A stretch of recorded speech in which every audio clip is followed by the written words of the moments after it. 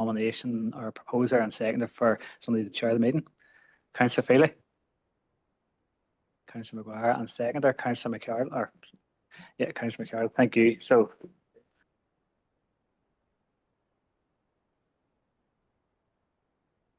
We're Margaret Corleary, August Fulcher Rove, Kajian, Kushtis Servicey, Timpalakta.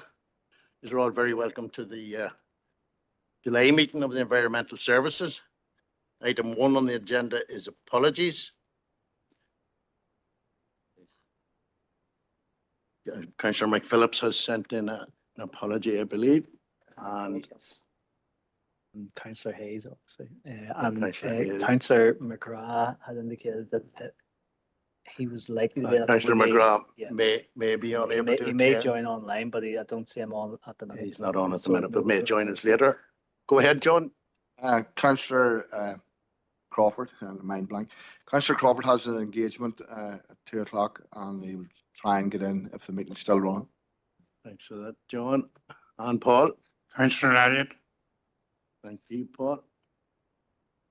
That seems to be everybody. Item 2, to sign the minutes and confidential minutes of the previous meetings. That has already been done, members. Item 3, declarations of interest.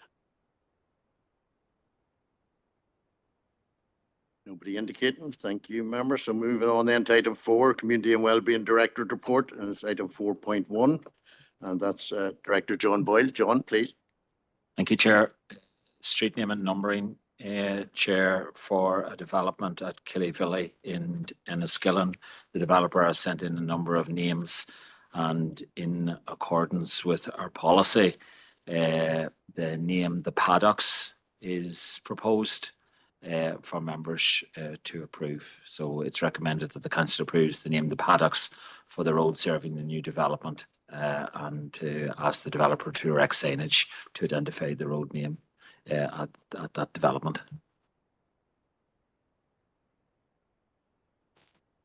Sure. Councillor McCloughlin, go ahead. Yeah, I'm assuming that's, I'm not trying to get the map up. I'm assuming that's in relation to where the pony club used to operate out of, and that's how we're connecting that to the paddocks. And if it is, then I'm happy to propose. Thank you, John. And a seconder, please. Councillor Robinson, thank you. Moving on then to item 5, Environment and Place Directorate Reports 5.1. That's over to yourself, John. Director John News, please. Thank you, Chair. Members, a number of items for decision in this paper and some for information. The items for decision in section 2 first relates to lands at Bridge Street in Irvinstown. The council holds lands of about 0.26 hectares at Bridge Street in Irvinstown on a 10,000-year nominal lease from the Housing Executive. In 2002, former Fermanagh District Council entered into rolling licence agreements with the trustees of Irvinstown Trustee Enterprise Company, who subsequently developed community allotments on the site. St Malay's GFC own adjacent lands, and in order to facilitate expansion of its sporting facilities, the club has requested to sublease a portion of the site comprising 610 square metres, and that's the map in Appendix 1. Officers have facilitated an engagement between the club, the Irvinstown Trustee Enterprise Company and the allotment holders, and it's been confirmed that a sublease of a portion of land to the club could be facilitated with no detrimental effect to the community allotment provision. Alongside this, ITEC has requested a sublease of the remainder of the site, and it's recommended that, subject to the approval of the Housing Executive, the council enter into a 99-year nominal rental sublease with ITEC and with the Gaelic Club, and that the existing rolling licence with ITEC be terminated as part of the legal formalities. Members, at 2.2, the council has received a request from Slieve Bay Arts Group for permission to paint mural artwork on 18 bus shelters within the Erne East DEA. The group has also requested permission to refresh mural artwork on 30 other bus shelters which had previously been approved, and it's recommended that the request is approved subject to the provision of the artwork designs in advance. 2.3 members, County Buildings in Enniskillen. The Court Service has requested permission to erect temporary scaffolding at the edge of the access road leading to the car park at County Buildings to permit roof repair works at the adjacent courthouse. The access to County Buildings car park will be unaffected, and it's recommended the request is approved subject to the normal requirements, satisfactory risk assessment, insurance, and etc. Then at 2.4, members had a number of requests for installation of, for flea memorial benches at the community garden in Ballinalek.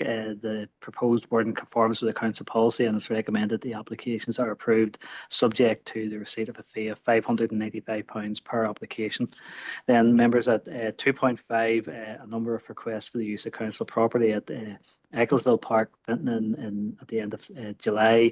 Also Ecclesville Park, Benton at the start of August. Quilca Lakelands Global Geopark on the 9th of August. The Oasis Plaza on the 23rd of August. Cottage Lawn Belcoo on the 27th of August. In Carrigan and Ballintempo Forest on the 6th of September. And it's recommended that they're all approved subject to license agreements, and again all of the previously approved fees.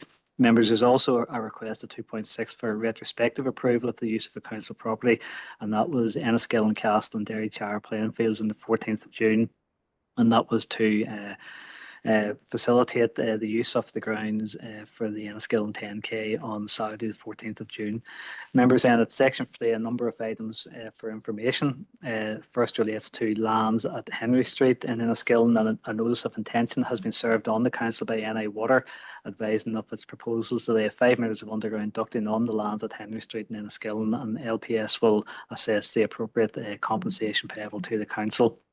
Again, then at 3.2.1 for information, again in accordance with the council policies and procedures, the Social Democratic Labour Party held a monthly party meeting in Castle Park Leisure Centre, Lisnaskea, from 7 to 9 p.m. on the 23rd of June. And remember, then a number of documents for sealing as set out in paragraph 3.3. Variously with SGN Evolve Network, with DERA for lands at Actor Rourke, and then a licence agreement between the council and Aaron Paddlers for a compound at the Round O, and licence works between the council and a landowner and her legal representative at Glencam Road in Omagh. At point 5 there, then development agreement and licence for works between the council and Balik Development Heritage Group in respect of village improvements, and similarly between the council and Donagh Development Association in respect of village improvements. So members, the recommendations are set out in section 9.1 that the council approves the items listed 1 to 6. And at 9.2 that the council notes the items 0.7 through to 0.9. Thank you, John. Any comments, members? Go ahead, John. Councillor McLaughlin. Yeah, it's good to see that the piece in Bridge Street in Irvinstein has been resolved. I mean, that caused a lot of distress for a small amount of people, but it did cause an awful lot of distress at the time, and I'm glad to see now that it has been brought to what can only be an amicable. If everybody's signing up, they must have some form of agreement. So it's good to see that has happened, and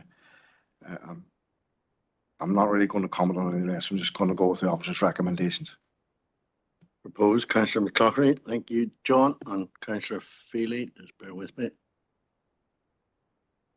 Go ahead. Thank you, Chair. Yeah, just happy enough to second the proposal. It's good to see so many activities taking place in the Peninsula area over the summer, so good to propose it. I'll second it, sorry.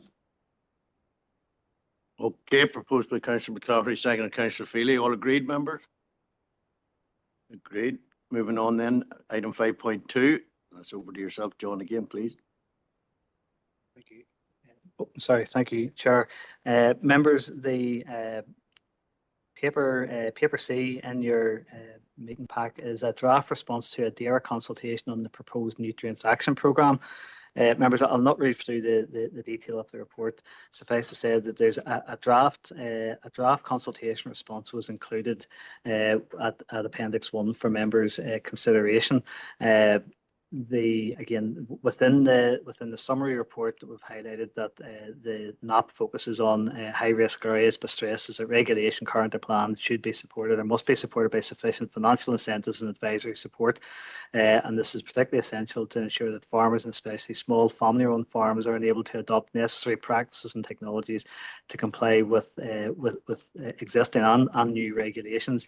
And Council also notes the importance of effective enforcement of existing regulations alongside the development of any new requirements that may be required. Members, this is it is a long consultation document. It is technical in nature, and in that respect, I suppose we welcome. There's been some feedback from a number of members in relation to some of the technical details of this, in particular around farming practices and the realities of farming within the Fermanagh and Omagh District Council area and the challenges that are faced by farmers across this district. So in that regard, members, it's proposed that the responses set out within Appendix 1 will be supplemented with some additional points that have come back in from members. And if you would bear with me, I'll read through some of those points. That the Council would note the Section 75 screening and rural needs impact assessment process is undertaken by DAERA in respect of the Nutrients Action Programme and the conclusions reached therein. Those conclusions regarding no adverse impact appear to rely heavily on DAERA's assertion that the Nutrients Action Programme is largely technical in nature, to use their words. The Council believes that this is an inappropriate conclusion given the significant impact that the NAP may have within rural communities and on many older farmers within the Fermanagh and Omagh District Council area who are likely to be disproportionately affected and impacted by the proposed changes. Council further contends that this is borne out by the reaction from the agri-food and the farming industries to the NAP proposals and indeed the recent Northern Ireland Assembly motion in that regard. Council notes then also notes with concern that much of the data relied on by the department in the draft NAP 26 to 29 is desk-based modelling. Other studies such as University of Oxford research report are based on quantitative and qualitative field-based research, in situ monitoring and lived experience, and more weight should be afforded to those methodologies in formulating future policy changes. Council welcomes the recognition within the consultation of the significant steps already taken by the farming and agri-food sector in recent years to improve nutrient management and reduce emissions. Council is, however, concerned that some of those interventions from within those sectors and for those sectors proposed in the consultation will alienate and reduce confidence amongst the farming and agri-food sectors and undermine the progress that has been hard earned over those years. Council notes some concerns regarding the NAP focus on low emission slurry spreading equipment and the failure to acknowledge or mitigate potential adverse economic, social and environmental impacts on the many small and medium-sized family farms, many on steep ground or within areas of natural constraint within the Fermanagh and Omagh District Council area. And Council then also notes that on the 30th of June, at the start of this week, the Minister published an update on public consultation for the revised Nutrients Action Programme. It's unclear from that press release as to how the department will incorporate feedback from the current consultation process, which closes on the 24th of July, into the subsequent process that will include, and again, a quote from the press release, a time-bound stakeholder task and finish group with an external facilitator and representatives from farming, agri-food, environmental groups and the department. The Council will welcome further clarification on what the timeline for that subsequent process will be, noting that it will also include a further 8-week consultation incorporating an as yet unpublished economic impact assessment. And finally, members, there were some other comments in respect of the challenges for farmers around storage infrastructure in the event that there were other exigencies facing the farm, so things like TB and adverse weather, and then also the reliance on testing, soil testing during the course of the Nutrients Action Programme. So members said there are a number of additional points that have come in from members, and certainly would be proposed that it's the draft responses attached to Appendix 1 plus those additional comments which have been shared with some of those other members, that would go to form the basis of our submitted response. As I said, just to note that as things currently stand, the consultation closes on the 24th of July, but as we've just noted, there is some ambiguity as to how this current consultation process will sit vis-a-vis the updated process outlined by the Minister at the start of the week. Thank you, John. Just before opening up, Councillor Coyle and Councillor Mahan, in line with the new protocol, you need to have your camera on at all times, please. Okay, members, any comments on the report? Apologies. Okay. Okay, if no comments, could I have a proposer, Councillor Green? And on Seamus. Go ahead, Seamus.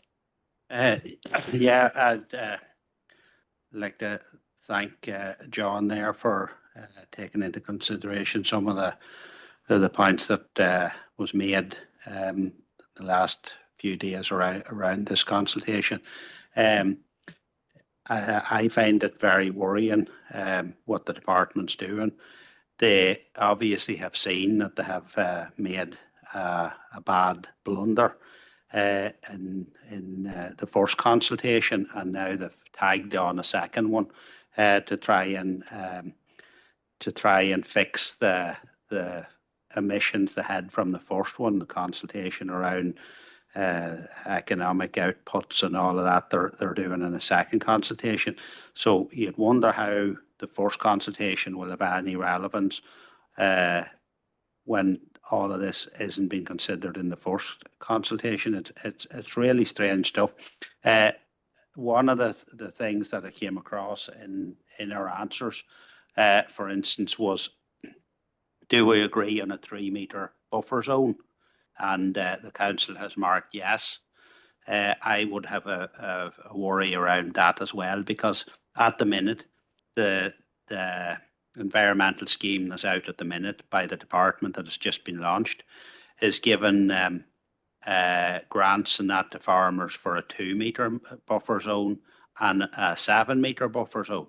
So if they bring this in under the nutrient plan, it will become statutory, which means that there's no grants for that. So I'd be very concerned then that us agreeing with that 3-metre zone will then do away with the actual proposals that the department have at the minute. There's another one there around which I'm baffled as a farmer to know what the idea of it is. Maybe I should have delved into the papers better. But do we agree with 2-metre high bales? They're set around bales being stacked on no higher than 2. I have no idea why that would be the case. I know some small farms with limited space probably stack them higher than that. So that might be great for a big farm that has a lot of space to be able to do that. So I'm wondering why that's in it. So I don't think we should be agreeing with that. And then on further down, there's an increase in inspections. Do we agree with an increase in inspections? My theory on things all along was that there is enough regulation, there's enough red tape around all of this stuff. Now, and if there's an increase in inspections, the next point then is there going to be a monetary penalty? Well, a monetary penalty, I would think that is more than enough without increasing inspections. You know, farms are inspected to death at the minute. So I'm wondering whether we should be agreeing with that or not. But the stuff that you read out there earlier, John, I'm more happy and content with our consultation response once that has been included. So maybe with them couple of things also taken into account, I'd be happy with our response then. So that's Seamus. Any comments, members? Councillor Robinson, go ahead, Paul. Yeah, I'd just like to thank John for taking the points that I've sent in term. the day this morning, Tom, with the consultation, especially with the silage bales. Because most people now is wilting the grass. They're looking for more dry matter. So you're not have the same runoff from the bales, anyway. So I don't know why they shouldn't be stacked any higher. I know room's a big problem, small farms and that. TB is a big issue too for storage. If you're down for TB, you can be down maybe for long enough. And some people have been down for 18 months, 2 years. And problem is storage is a big issue there for slurry. And it depends, weather conditions is a big issue too, because you could have an open slurry period is from the 1st of February to September. And you could have bad weather in February and March, you didn't get the slurry out. So, and then if you had bad weather at the end in autumn time, you wouldn't get your tanks completely emptied, so you're in big problems, so they have to store over. That's a big issue with storage there. And I agree with Seamus was saying there and his issues as well. And it's more bureaucracy, I think, bringing in for the farmers. The other thing too is soil testing. Remember, we're putting too much emphasis on soil testing. If we don't want the department doing soil testing, the farmers do the soil testing themselves at the end of the season usually to see what fertilizer or whatever they need next year. And they'll only buy fertilizer that they'll need. If they don't need phosphate to the ground too high in phosphate, they'll not buy compost fertilizer, they'll just buy state nitrogen or something like that there, or something with lower compost in it. So, you know, there's a few points I just like to record in the thing as well. Thanks for that. Paul, any further comments, member? Councillor Feely? Thanks, Chair. Yeah. Sorry, Anthony, John wished to come in there. Yeah, Go ahead, Anthony. I was just going to maybe make a suggestion. I don't know, and I agree with a lot what Paul and Seamus have said there. Before we propose the recommendation, could we change them couple of points to from 3 meters to 2 meters? Or is it too late to do that now, John? I just wanted to know, and for stack the bales 3 high instead of 2 high. Yeah. And keep inspections the same. Before we do propose, I was just wondering. No, Chair, through you, if you don't mind. So I was just, what I was going to come back on was just the couple of specific points. And so, and the first thing I said, the stacking of the bales too high, and for this, it's been a not being farmer. It's and the practicality of it, but our response in that context was framed very much that was understood to be related to health and safety issue around the stacking and the stacking of bales sort of more than too high. But so that's really just to give you a context for why the response was said, yes, we agreed with that in the first context. And first, Councillor Green and your comments you had and Councillor Robinson had both identified about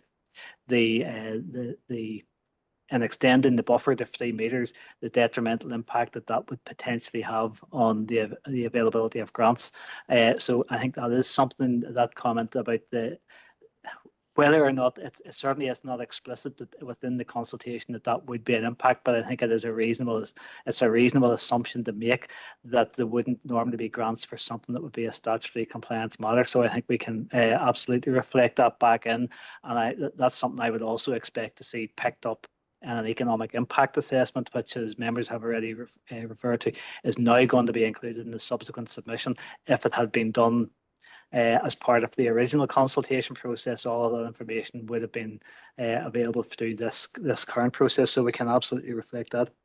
And really the third point, just our comment about increasing the inspection frequency was really relating back to, I suppose, comments that Council had made, maybe in slightly different circumstances, but impacting on the farming community previously, which was that there was a lack of proper enforcement of existing regulations, and so what we're saying was that if the existing regulations aren't being properly enforced because there aren't enough of them being done, that's why we were saying yes, there should be more inspections. It wasn't that necessarily the burden of inspection should fall on, more of a burden should fall on those who are currently being inspected, but rather that there would be more inspections of those who are non-compliant with the existing regulations.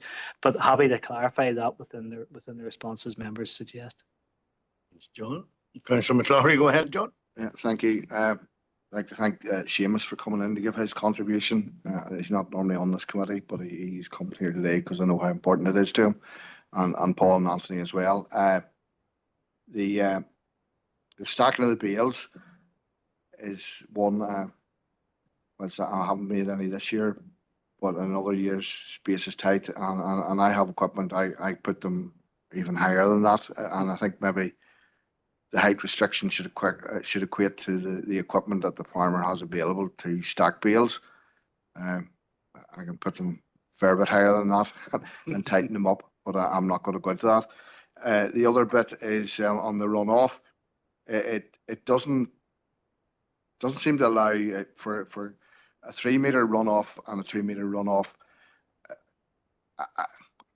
From my experience, if you'd ploughed land, the runoffs are more heavier, and I think that they're not making a difference between arable land and grazing ground. So if it's grass ground, I think the runoff, a 2 meter runoff, is suitable. Arable ground would be slightly different, or ground that has been freshly ploughed. I think maybe then that maybe needs a bit of a bigger buffer, but I don't know if we want to go into the technicalities of that. But I do appreciate what Seamus is saying. The figures that they're feeding out and trying to force on farmers, it does make a difference. And I mean, 4 years ago they were cutting money for letting hedges grow, and now everybody went and got their hedges cut back to the ridge nearly, and now they don't want us to cut them at all. So I don't know. I don't think they really know what they're doing up there. But that's another comment for another day. Thank you, John. Councillor Crawford has now joined us. You're welcome, Roy. Any further comments then, members? Thank you, Chair. Seamus, go ahead. Just very quickly, just when John said there, I don't think they know what they're at up there. Funny enough, I tend to agree, because they dismissed our letter in relation to the Oxford study, basically saying that theirs was more reliable. But when I did a bit more research into what they're doing, and actually scientifically, the Oxford study that we have quoted there, that John has quoted, is actually a sample-based study, which is on the ground study, which holds a far, far higher level of scientific facts than a desktop study which is unbelievably what DAERA is going on all of this here. And I think it explains, when we have actually found that out, of why farmers get the blame here, where the Oxford study said that there's 80% the water companies, and DAERA is saying a 62%. The agricultural industry. Some of them are wrong, and I would tend to think a sample-based Oxford University study holds a hell of a lot more credence than somebody sitting at a desk with a laptop. Thanks for that, Seamus. Okay, members, you have heard the report on the additions. Are we content to propose? I think Anthony proposed there with the changes, Chair, so I'll second it. Right. Just clarify that with Councillor Feely. You're happy enough to propose, Anthony, with those additions? Sorry, Anthony. I left you hanging there. Go. All right. Yeah, thanks. Yeah, that's when I came into house there, and if that's the case, John, yeah, I'd be happy enough to propose, yeah. Okay, proposed Councillor Feely, seconded Councillor Coyle. Okay, members, all agreed? Thank you. Thank you, Seamus, for coming in there. So we're on to 5.3 there, John. Okay, thank you, Chair. Members, there's a draft response to another DAERA consultation. This is on the third Northern Ireland Climate Change Adaptation Programme public consultation. And the draft response has been prepared to reflect and support the aims of the Council's corporate plan, the community plan, and a number of other relevant strategies. Members will be aware that the Climate Change Act 2008 places a statutory duty on Northern Ireland Executive Departments to lead programmes for the Northern Ireland Assembly, which set out their objectives, policies and proposals and timelines for introducing policies and proposals in response to the most recent UK climate change risk assessment. And to fulfil this legal requirement, DAERA has led in the development of a series of single coordinated adaptation programmes, which are known as the Northern Ireland Climate Change Adaptation Programme, since the 2008 Act came into effect. This consultation seeks the views of stakeholders on the third iteration of these programmes and has been developed with input from other Northern Ireland Assembly departments and a range of other key stakeholders. From the council point of view, obviously our response reflects the nature of this district and the particular climate risks facing residents of this district and businesses operating within this district, including increased flooding, biodiversity loss, peatland degradation and pressures in agricultural systems. The council is committed to strengthening climate resilience through place-based adaptation that supports communities, protects natural assets and builds sustainable land use practices. The draft response, members, and it's a series of questions is set out in Appendix 1, and the recommendations in the report are the council notes the contents of the report and approves the draft responses included in Appendix 1 to be submitted by the closing date of the 4th of August. So this will be then ratified at the council meeting on the 24th of July. Thank you, John. Any comments, members?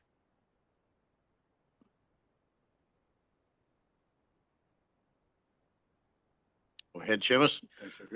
Yeah, I suppose around all of this here, if all of this, I suppose the question to John, and I don't know whether he'd be able to answer it or not.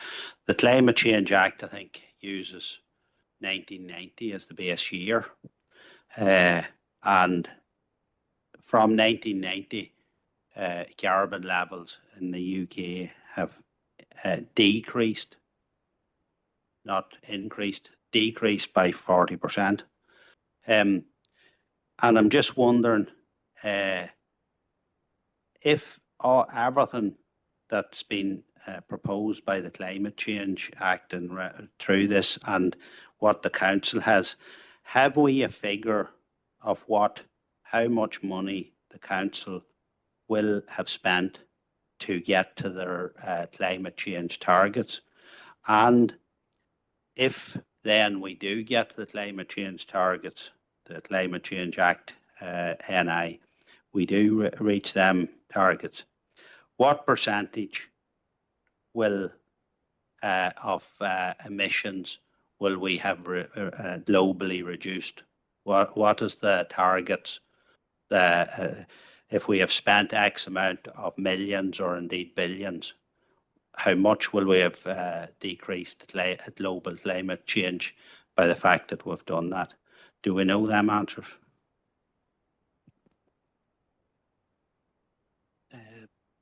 Sure, I suppose this response is focused on climate action within Fermanagh District Council area.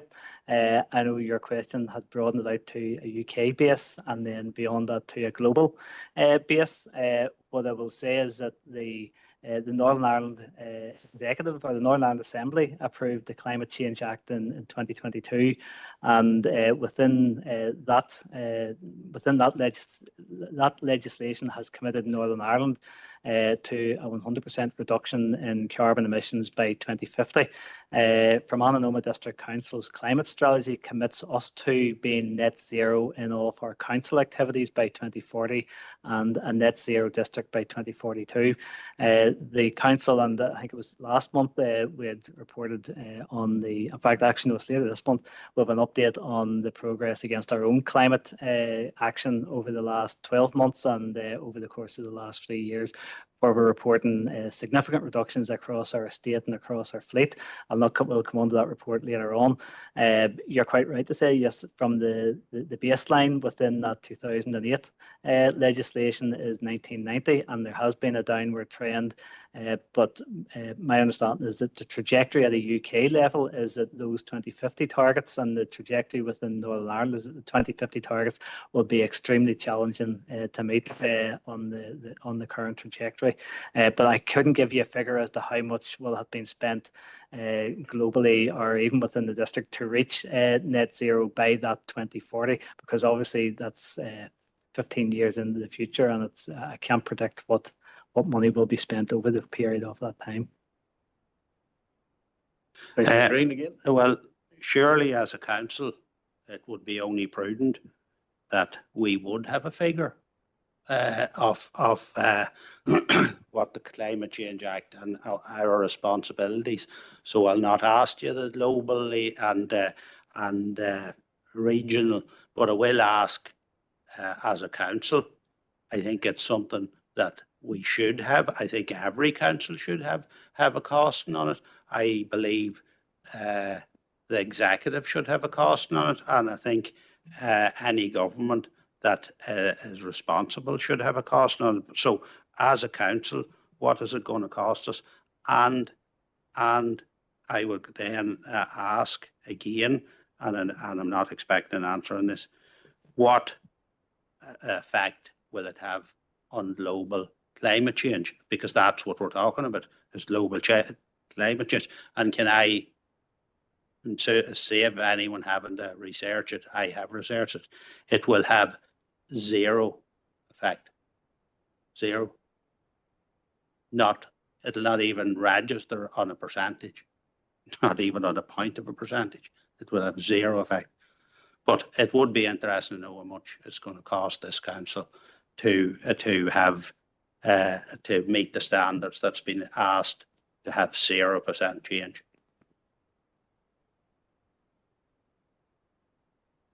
Councillor McLaughlin. Yeah, and touching slightly on what Seamus has said on the council being prepared, and I did raise this last night when we were talking about the A5. The judge's ruling on that said that it was the evidence, and I think going forward we normally cover a set of things that we checklist, and I believe this ruling will mean that everything that this council does going forward, we're going to have to include the climate change and the effect in every report, practically. And I can't see how we can avoid it. And at least then we will. And again, we're going to have to compile some way of having evidence as to how we have looked at that, and also all the other things that we say impacts, and we have a standard response there on the wall. And I would do exactly the same if I was the officers or the people below writing the reports. It's not that, but I think that ruling is going to have serious implications. Now I understand it's going to be appealed, and that maybe change it again. But at the moment, that is the ruling, and that's how other judges looking at other claims and decisions against councils will look at them. So this Climate Change Act is going to have a major, and that ruling in particular, it will have a major effect on the way we as a council prepare and put forward reports.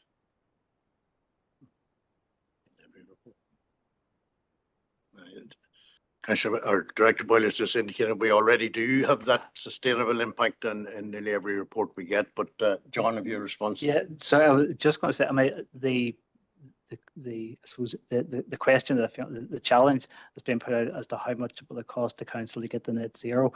So go back to, this council was the first to declare a climate emergency. We were the first to publish a climate change and sustainable development strategy, and then subsequently an action plan.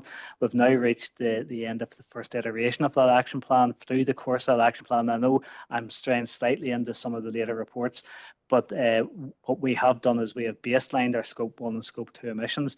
That's more than a lot of public bodies have done. We're able to demonstrate reductions against those Scope 1 and Scope 2 emissions, but we also recognise that Scope 3 emissions are by far the biggest contributors to carbon emissions, and we are engaged in a project to baseline those, working with other councils. Another report later this afternoon is around public body reporting, and one of the first elements of that will be the submission of an adaptation report for the council's activities by the 30th of October this year, and then followed by a mitigation report in February, I think February or March of 2026. As part of those processes and through our climate action plan, we are looking at modelling up, and it is about modelling up the cost of net zero based on what our current emissions are. But to do that as an accurate and as an indicator of what the cost will be, you need to have an accurate baseline. So while we have baselines for Scope 1 and Scope 2 emissions, and that's all that would have been previously available, we are now working on baselining our Scope 3 emissions, and that will then assist in a more accurate modelling of what it will cost to reach net zero. And just back to the point about Councillor McCloughry's comments about that this needs to be taken into account. I agree with what you're saying, that the potential resonances of the judgment from last week for the A5 into all facets of public life. This council has already incorporated, and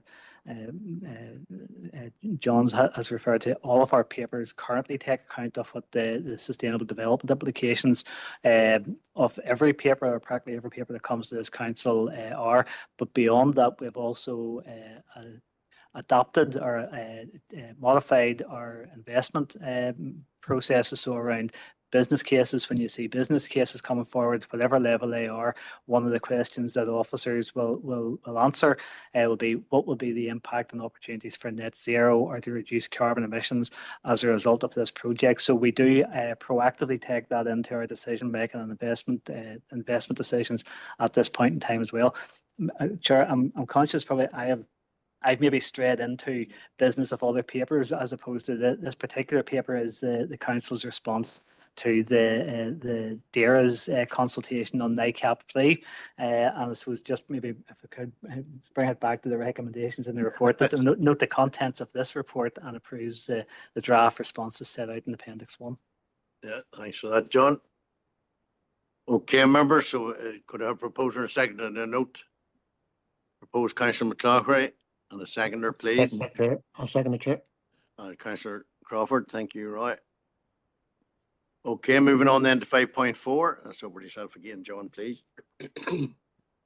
Sure. I mean, it has been, I suppose, coincidental that many of these papers have come to this particular meeting, but there's a golden thread, if I can say, running through a number of these papers. I've mentioned in my previous remarks about the Climate Change Act from 2022, and the one of the obligations on a number of 42, I think it's 42 specified public bodies, is that we now have an obligation that's known as public body reporting. There are two dimensions to public body reporting. The first is that each of those specified bodies will publish a periodic adaptation report and then an additional periodic mitigation report. So, what we're doing to manage climate change in the here and now, and then what we're doing to plan for future climate change as well. So the paper sets out, I suppose, the background to public body reporting, some of the key dates. As I mentioned, our first mitigation report needs to be approved by the council by the 31st of October, and then every 3 years thereafter. And then the adaptation reports will be from the 1st of January 2026, and then subsequently from the 31st of January 2030, and every 5 years thereafter. So this paper is really proposing some governance structures within the council for fulfilling those newly introduced obligations. So the initial mitigation reports, as I've referenced, are only require reporting on Scope 1 and Scope 2 emissions, and of the first reporting cycle, the reporting of emissions from Scope 3 will be voluntary but encouraged. And this council has already been doing work in that regard to baseline or what our Scope 3 emissions are. But I say it's not something that we currently have have previously measured, but we are going to be looking at that and have started to look at that already. So members, figure 1 within the appendix 1 within the paper sets out the proposed reporting structure and approval structure for those reports. So members are asked to note the contents of the report and approve the proposed governance structure, which will be just our normal governance structure from an office, and that tracks it from an officer level, individual asset level, up through myself as the responsible director, and then through to this committee, Environmental Services Committee, and then onward to council. Thanks for that, John. Over to you, members. Any comments?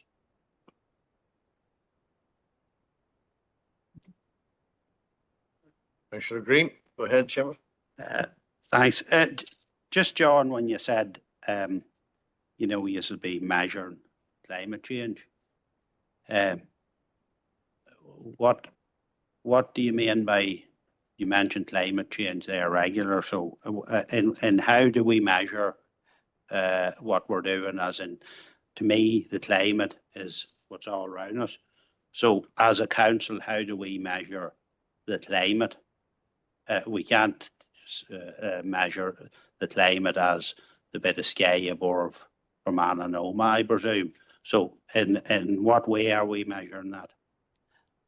The metrics that we will be relying on will be our carbon emissions. So it's our scope 1, scope 2 emissions.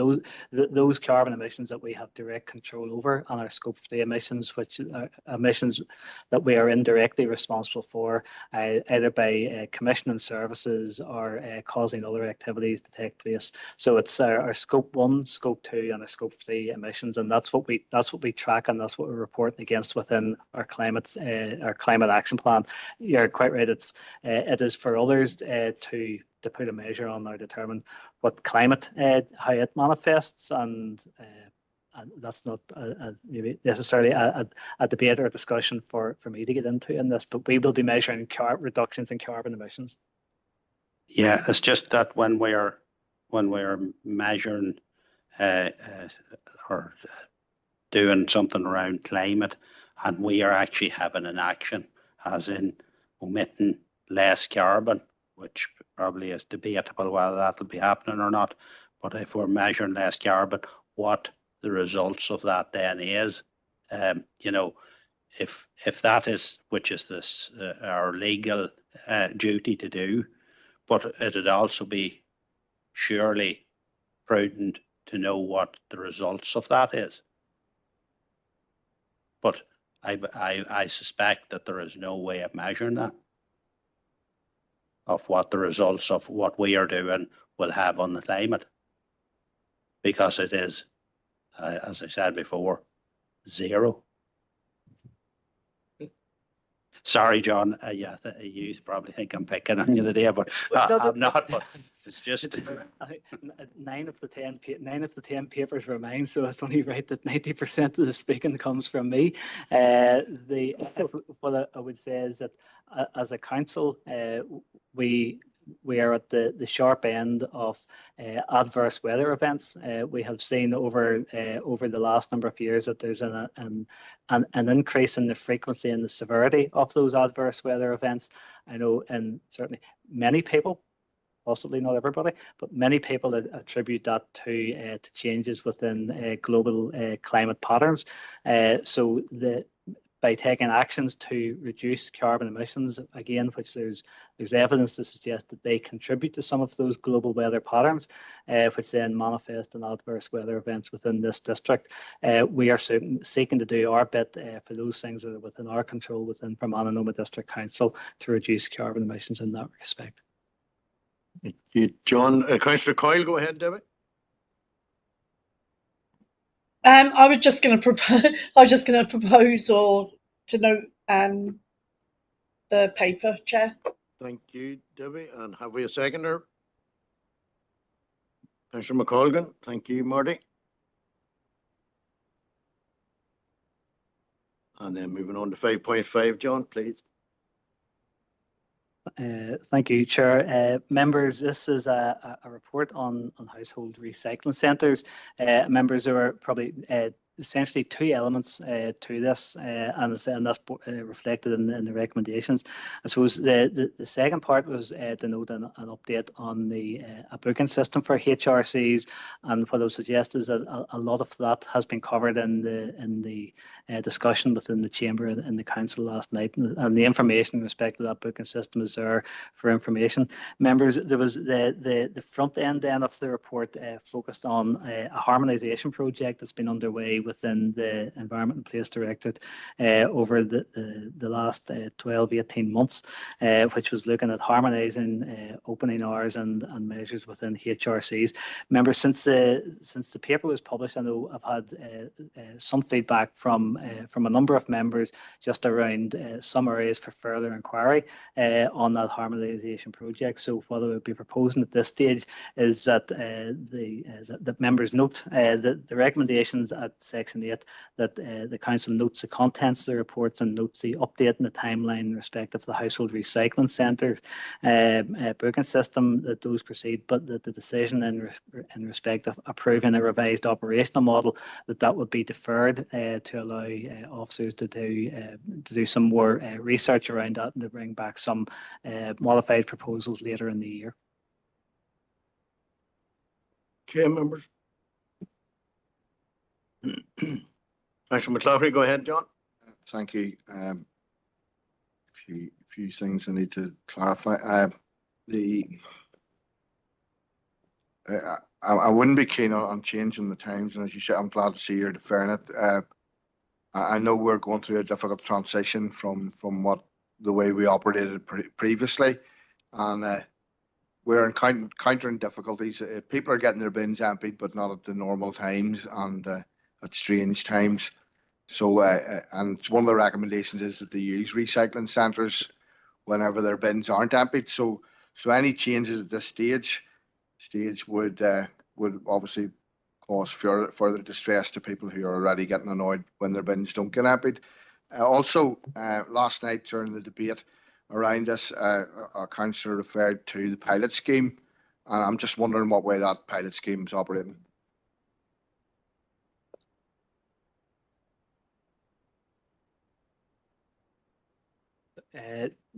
Chair, if I could maybe ask the member, when you refer to a pilot scheme, I'm not aware of a pilot scheme that you're referring to. So it's maybe I'm missed.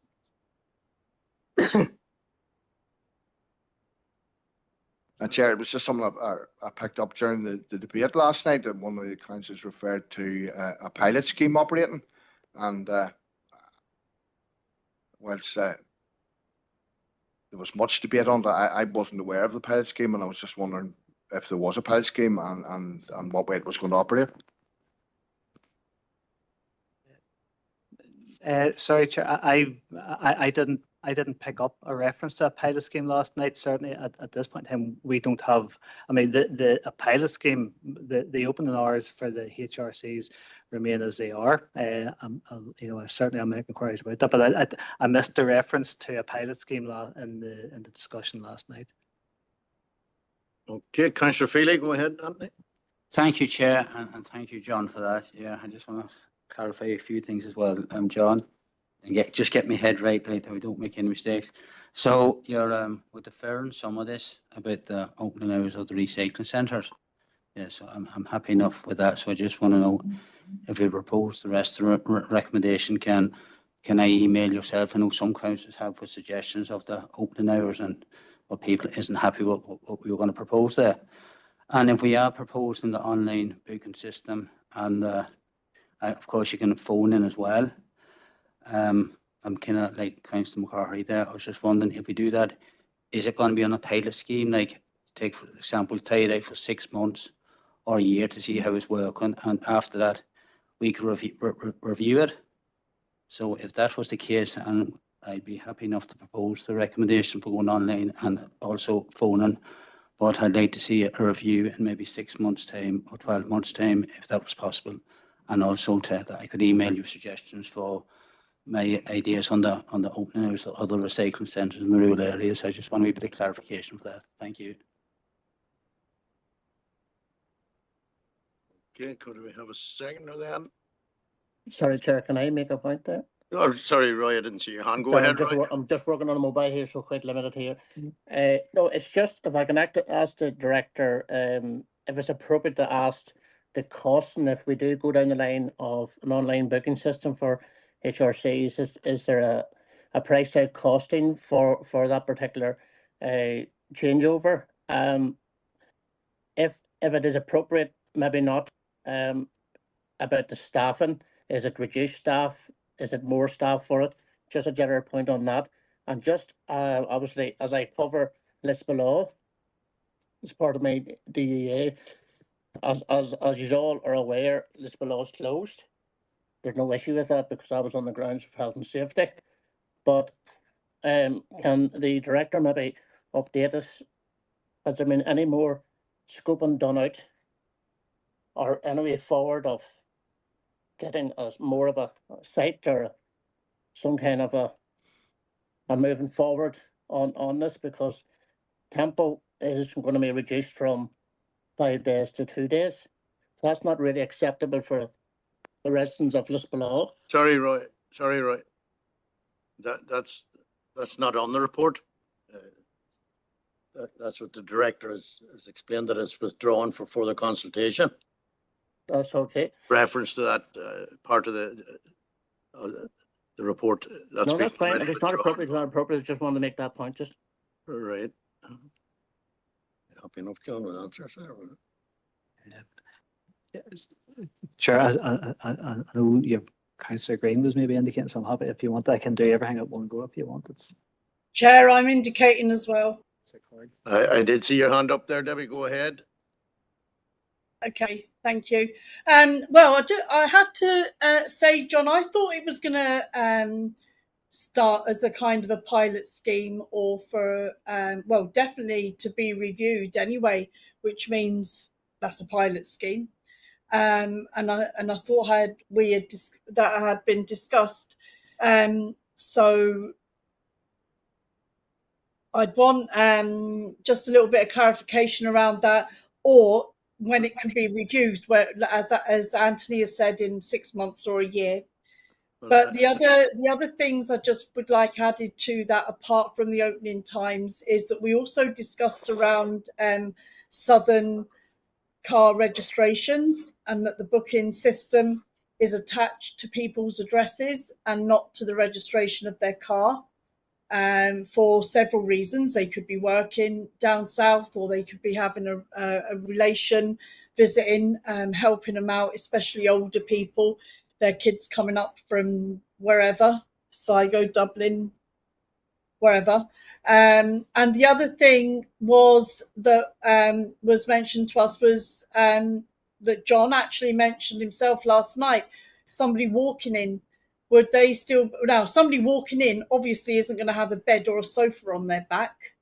So they're only going to have a small bag of rubbish or recycling stuff. So will they still be able to walk in with their wee bags and, get rid of that? Or how would that happen? Or would they have to book in to go in? Because obviously somebody walking in is only going to have a small bag. So how would that work in the places where that can work? And apart from that, because I have already spoken to you about the opening times. So apart from those queries there, I'm happy enough to second Anthony. Thank you, Debbie. And I will go to Seamus maybe just, and then John can finish up with all the answers now. Go ahead, Seamus. Yeah, thank you, Chair, for letting me in. I suppose there's a number of things Debbie mentioned about the Irish number plates.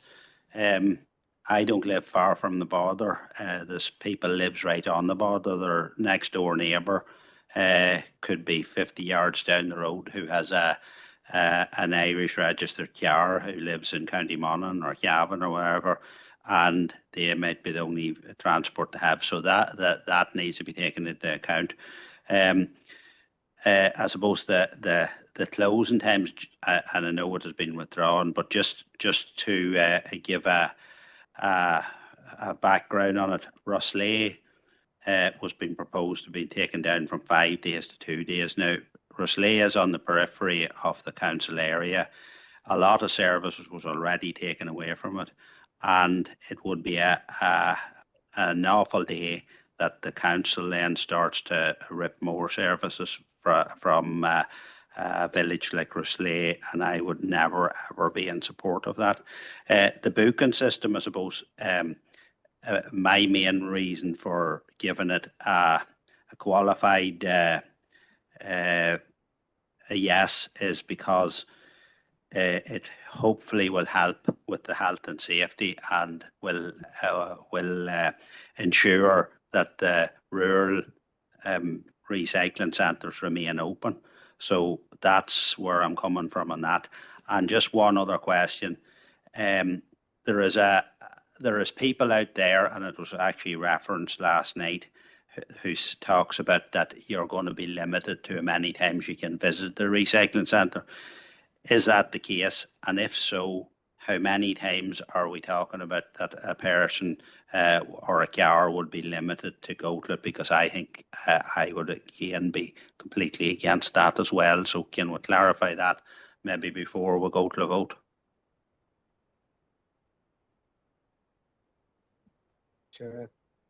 John, Sorry, Chair, if you're happy enough, sorry, I suppose I maybe, if I can sort of wind back, Councillor McCloughley's sort of original question had been about a pilot, and sorry, the penny just wasn't dropping with me. It was in respect of, it was I think the comment last night had been that it was a pilot linked to the household recycling centre, the booking system for household recycling centres.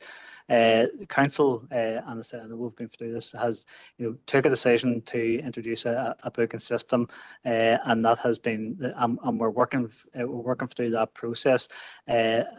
It would be, we would be aiming for an implementation before the end of this financial year. As we've noted within this report, that will be preceded by and supported by a comprehensive communications and engagement process with residents, with again building on the work that's already been done with staff, and with particularly the site attendants. So there will be a comprehensive comms program around that.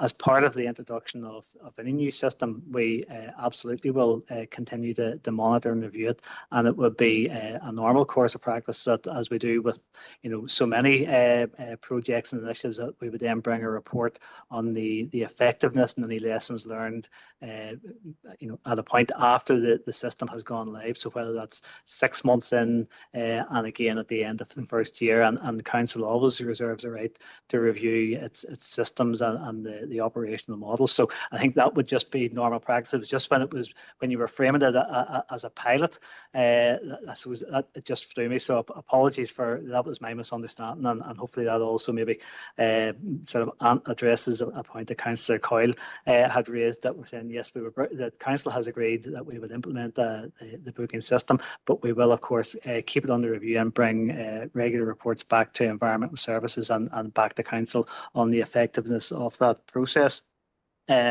As regard, there were a number of other questions in the course of those comments. One was in respect of the cost, and again within the report, members, you'll note that there are a number of different cost elements identified within it. So the actual development of the booking system, certainly while we would expect to procure that through an existing framework model or procurement framework, certainly the indicative costs from other councils, that those tend to be in the region of about £14,000 for the actual development of that's the cost of developing the system. It's an off the shelf system that most of these providers have, but they tailor it then to the specific requirements of the council, and there will be then some additional IT equipment that would go into each of the sites, and again, that's we expect that would be in the region of about £5,000. You'll see within the report we've also identified and again this was in response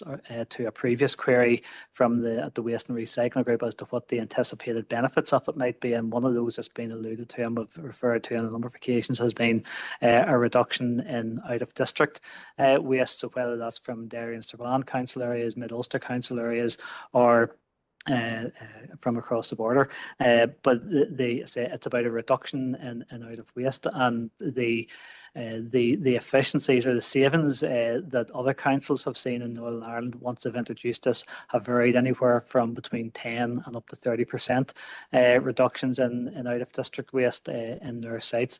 For the purposes of this exercise, what we have done is modelled on, a very prudent, even 2.5% reduction in out of district waste would yield a reduction in waste contract costs of over £30,000. So this project would pay for itself within a 6-month period. So as I say, going back to my point about, we will keep this under review once it has gone live and bring back reports as to sort of what impact it is actually having in terms of a reduction on out of waste or out of district waste, I should say. Remember, I'm very kind of mindful of not going into staffing matters, but there was a very direct question asked about will this impact on staffing? We do not foresee any scenario where this will have a reduction or an adverse impact on staff. If anything, the feedback that we've had from staff is that they would welcome this and that it will support them in terms of being able to do their job and provide advice and support the residents whenever they turn up to help with better recycling, sort of better segregation and separation of materials when they're received into the sites. So that's the staff and the pilot, the costs. The question then about the walk-in, certainly, yes. I mean, there will be some people, I would say it's a very small number of people who may walk into a site at the end of the day. Household recycling centre sites, they're by their nature hazardous environments. You've got heavy machinery, plant, vehicle movements across it. So there wouldn't be very many walk-ins that I'd expect to see, but I know there will be occasions, but that would still be accommodated through a booking system and in line with all of the existing required health and safety requirements for that in terms of, the movement of any pedestrian within a household recycling centre. There was a Councillor Green had asked a question about, and it came up last night, about a maximum number of visits. I think, again, the software systems that we have seen, they all enable a council to determine a threshold for a level of visits. And again, that's included within these systems as a safeguard to prevent businesses that should be registered as trade waste abusing the system. That's always intended to be for households. So we do, we can receive trade waste into our household recycling centres, but they need to be appropriately licensed, and there is a system for that. So setting a threshold for a number of visits is a safeguard for us. It's a matter entirely within the control of the council as to what that level is. And you look at some councils over in England and Wales, they will set that as low as 6 visits per annum. I know in Ards and North Down, they had set it at 15. But again, they have the proviso that if a household reaches 15 visits within the space of a year, they'll be pushed through the supervisor, and the supervisor can then reset them for another 15 visits. It's simply a way of being able to track the number of visits that are coming from individual households. So it's none of this. This is about specifying the actual system. Their management controls, and all of those are entirely within the control of the council. So say 15 is certainly something that has been mooted, but that can be a higher figure. I think the experience in other councils is that it tends to be in single digits. But again, that said, you have a system that can flex for the exceptions as well. Thank you, John. Now, councillors, I have it proposed and seconded now, so any interjection at this stage should be very brief. Councillor Feely? Yeah, it is going to be brief, Tommy, but I just, as the person proposed, I just want to get it right, because I know there was a lot of talk about this last night, and there's a lot of opposition, but I just want to get it right. So is that okay, Tommy? Just one or two questions. Well, John, thanks for all them answers there, very detailed answers there, and I'm glad that there's going to be a review in 6 months' time, and in 12 months' time as well, to see how it's going, and it could be a money saver for the council. But just one thing I wouldn't be that real happy with still is the number of visits, and you've said their way, but even if somebody went once a week, like that's 50. Sorry, Anthony. Sorry? Do you believe John has given a full explanation that the 15 can be reviewed when Yeah. reference to a supervisor. Now, we could be going round in circles all day. No, but still, Tommy, I want you still want to get it right. Like if just take, for instance, if you went once a week, so that's 52 times a year, like that. You know, once a week's not much. I just wanted to make that comment there, like Tommy, and I have another comment to make as well. Well, once a week to that, right? If you could care to discuss that with John after the meeting, maybe John, well, because I think 52 times a year is a wee bit. That was an example. Extreme. Aye, but it's It's- extreme. It was I an don't believe example. it's a practical example of the way the thing will operate. Well, I differ there, Tommy. I think it would. I just before we get this right, because I just want to get it right. And the other thing I wanted to make a comment on too was, if we don't go along with this, and we could end up like this below. There could be something close to the safety issue. Is that right as well, John? Just wanted to know that as well before we go on ahead with this. I just wanted them to clarify. And if it is going to go to vote, I'd like a recorded vote too. This decision has already been made, hasn't it? This is an update report, like. Sorry, what aspect would you like to vote on? We've already agreed that we are going with this process.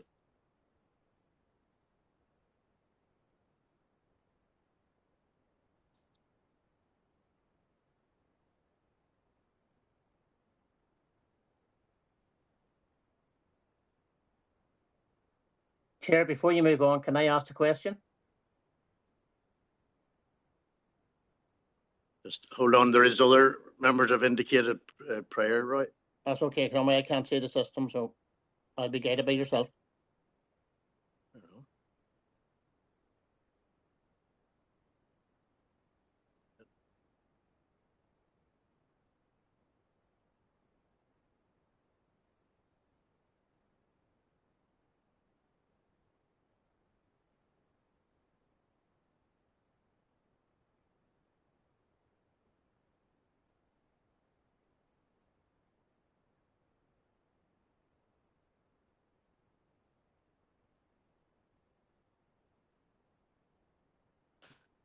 Okay, members, obviously there's a slight procedural issue here and I've consulted with the directors. But again, Joe.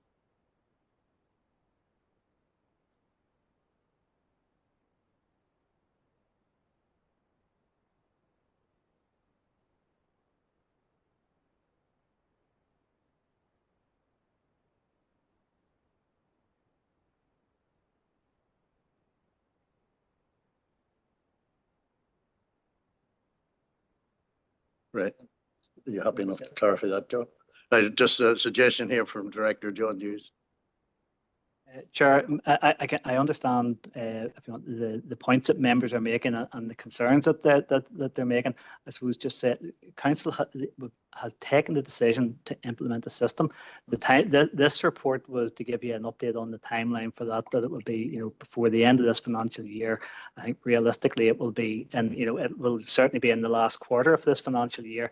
And in advance of that, we will then be moving with the procurement system. But before we go live with anything, we will schedule a workshop with members, and certainly all of your points about things like the number of visits and practical details about car registrations. You're absolutely. I mean, a booking system is predicated on the residency of the person. So somebody who's a resident of Fermanagh and Omagh District Council, it's not about where their car is registered, it's about where they're a resident. So somebody with that proof of residency within the district is a resident of Fermanagh and Omagh District Council. That's who the service is intended for. They will be able to access this, but we will certainly then, I would say at this stage, it'll be in the autumn time, but we can organise a workshop for all members to take them through the detail of what the system looks like, what it looks like in practice, the beta version, and I think I would be confident that would assuage a lot of the concerns, and that will also inform the communication process that we'll do with residents before we go anywhere near going live as well. Okay, members. Thanks for that clarification. Councillor McGarden, you're the only one that hasn't been in to speak already, so I'll allow you in for a second. But that clarification from John, I don't want the specific details of this being discussed because there is a workshop proposed. I think we've already had it. Go ahead, Declan. Thank you, Chair. Just to continue on from Anthony there, and just short and sweet. One visit a week, that's 52 times a year. Sorry, Declan. I know, sorry, We Chair, don't want to be discussing the details of what you will get the opportunity to discuss at a workshop in the future. That's not what we're discussing here. I know. The but issue of the opening hours has been already withdrawn from the papers. Well, I just want to say, Chair, I just hope that we're not encouraging fly tipping. That's obviously. There's several incidents in the Kinolly area at the minute, Okay. which I reported, and which nothing has been done about at the council at the minute. So, just. Yeah, don't bother, John. Okay, members, I have it proposed and seconded already, members, and there should be no further consultation.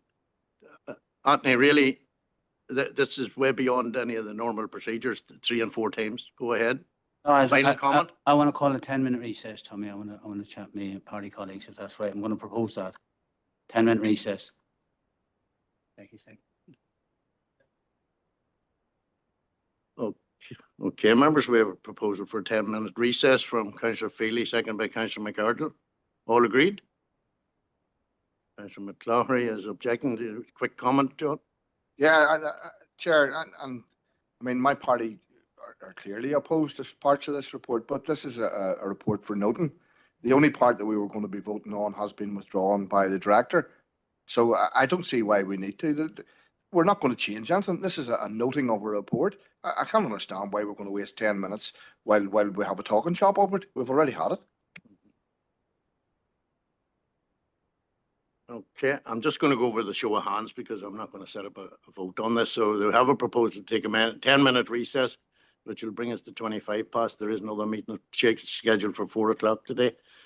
So all agreed for a recess? Show of hands, please. Okay, 2 have indicated for the recess. All those opposed to a recess, show of hands, please. Sorry? Oh, was that your hand up? Sorry. Didn't notice one. So there's 4 to 3 there. Anyone online voting there? Debbie, you have your hand up. Go ahead. Is that from before? Well, I was going to ask something about the booking system, but I'm not going to bother. Can I ask? No, it's okay. Is the recess going ahead? On the scoring at the minute, I think it is 4 to 3. Mm. Councillor Crawford, did you indicate for or against? Against. So that's 4 all. Councillor Coyle? For or against the recess? Well, I'm not there, so So that's an abstention. And Councillor Kelly?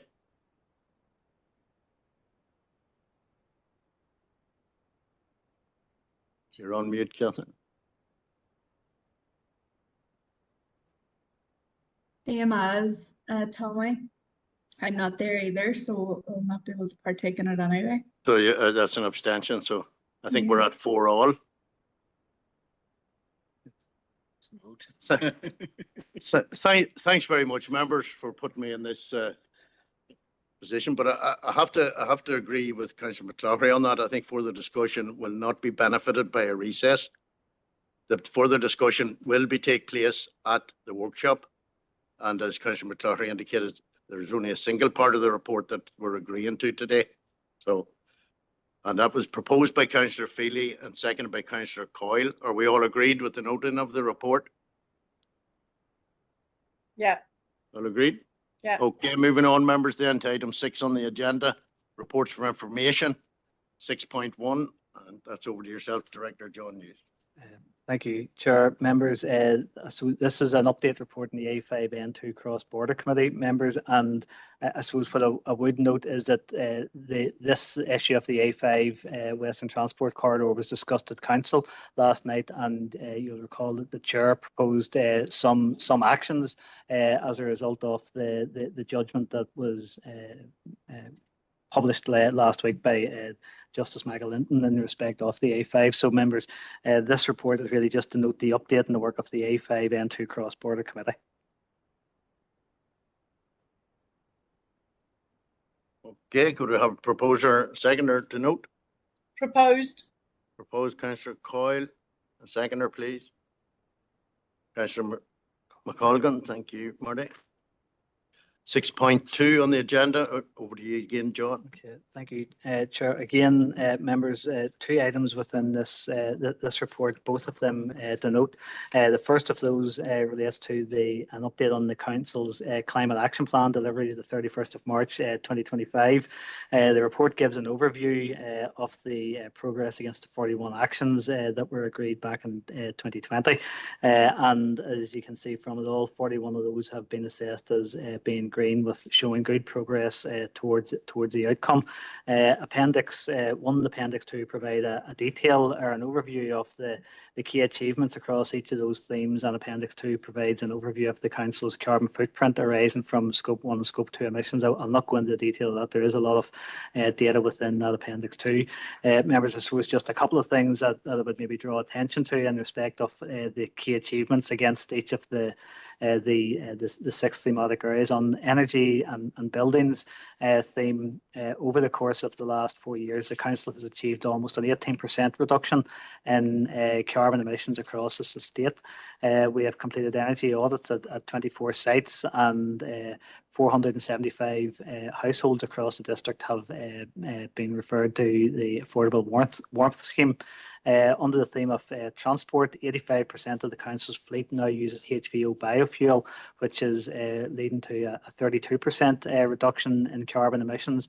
We've also increased the Council's ownership of electric vehicles with additional EV chargers installed across the district, and more to come, another 12 to be installed over the course of the next 12 months through the ARC scheme that we benefited from funding from with other councils. On the resource management side, as a result of the water refill stations across the district, we've managed to avoid avoid 43,000 single-use bottles being used. We've had very strong engagement with almost 4,300 litter pick volunteers across the district, and a number of schools involved with zero waste programs and the paint and furniture reuse projects. On the land use side of things, over the course of the last 4 years, the Council has planted over 20,000 trees, and we now have over 75 hectares of land that are managed for biodiversity, and 26 wildflower meadow areas created across the district, and a number of peatland restoration projects are already underway, and I know you've heard about those in previous reports at this committee. And finally, then on the economy side of things, we've engaged with 92 businesses, supported them in net zero planning. We are a fair trade district. We've had a number of community orchards established, no dig beds, grow your own projects, and last year we were able to support the delivery of farmers markets in Omagh and Enniskillen, which had almost 16,000 participants, resulting in over £46,000 worth of sales for local businesses through those particular events. So just some good news stories within that within the update report, and those are just some of the highlights. And then laterally, members, just to note, the Council has also applied for funding 4th year through the Chewing Gum Task Force, and we've secured £27,500 of funding against for the 4th year, one of only 3 councils across the UK to secure funding for over the course of each of the 4 years, and identified a number of locations across the district that will be targeted for additional cleansing as a result of that funding. So members asked to note the update and report for the Climate Action Delivery Plan, the 31st of March 2025, and the Chewing Gum Task Force project in 2025 as well. Thank you, John. Could I have a proposer and seconder note? I'll propose a note, Chair. Proposed Councillor Roy Crawford, seconded Councillor Feely. Thank you, members. Moving on to item 7, correspondence 7.1. Director John Hughes. Chair, correspondence is just received from DFI Network Development section, and has proposed provision of a disabled person's parking bay at Circular Road in Lisbon, and the location of the parking bay is shown on the map that's attached to the correspondence. So members, really just to note. Thanks for that, John. Proposed Councillor Robinson. The seconder, please. I'll second that, Chair. Thank you, Roy. Moving in 7.2, other, have you any further correspondence, John? Chair, it's a matter arising from the council business last night. Members will recall that there was correspondence received from the Minister for Agriculture, Environment and Rural Affairs in relation to the ammonia strategy, and the council had agreed last night that we would take the Minister up on the offer of a meeting with senior departmental officials. So we've been in contact with the department this morning, and at the minute they had proposed a number of dates, and our preferred date at the minute is the 28th of July, likely to be a time late afternoon, but that's still to be confirmed, and the details of that will be, once confirmed with DAERA officials, it would then be circulated to all members.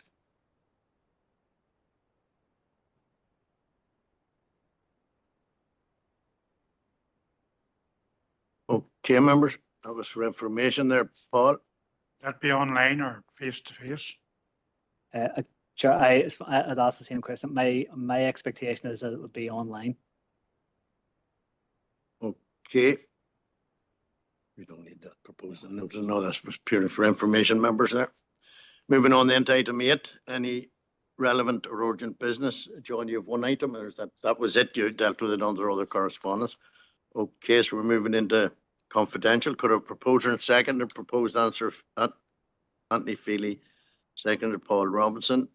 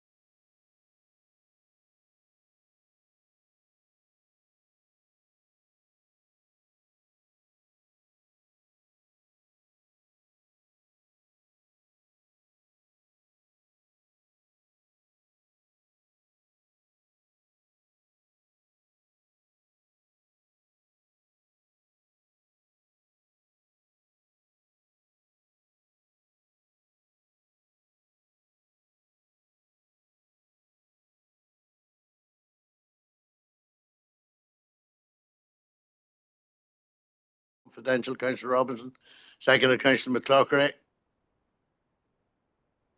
And over to IT then, give us the nod when we're back on for a summary, please. Not much time to get between now and 4 o'clock, is there?